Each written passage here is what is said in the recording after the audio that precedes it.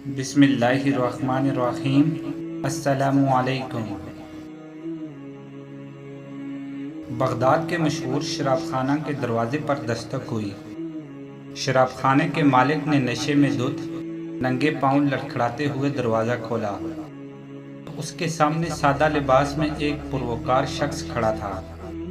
मालिक ने उकताए हुए लहजे में कहा, माजरत चाहता हूँ, सब मुलाजिम जा चुके हैं और ये शराबखाना बंद करने का वक्त है। कल आप आइएगा।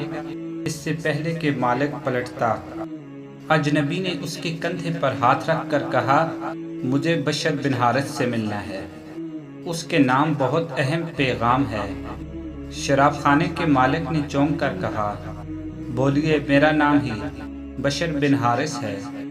अजनबी ने बड़ी हैरत से सर से लेकर पांव तक सामने लड़खड़ाते हुए शख्स को देखा और बोला, क्या आप ही बशर बिन हारिस हो? मालिक ने उकताए हुए लहजे में कहा, क्यों, कोई शक? अजनबी ने आगे बढ़कर उसके हाथों को बोसा दिया और बोला, सुनो बशर बिन हारिस, खालिक की अर्ज़ व समा ने मुझे कहा है कि मेरे दोस्त बशर बिन हारिस को मेरा सलाम अर्ज़ करना और कहना, जो इज़्ज़त तुमने हमारे नाम को दी थी वही इज़्ज़त रहती दुनिया तक तुम्हारे नाम को मिलेगी।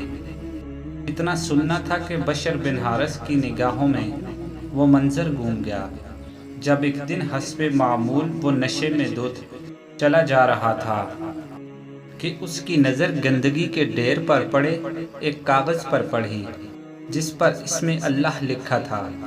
बशर ने कागज़ को बड़े एहतराम से चूमा, साफ करके खुशबू लगाई और पाक जगह पर रख दिया और कहा, ए मालिक की अर्श लाज़िम, ये जगह तो बशर का मकाम है, तुम्हारा नहीं। बस यही अदा बशर बिन हारिस को बशर हाफी रहमतुल्लाह अलैह बना गई। जिस वक्त आपको ये पैगाम मिला, आप इस वक्त नंगे पाँव थे और फिर आपने सारी ज़िंदगी नंगे पाँव गुजार दी।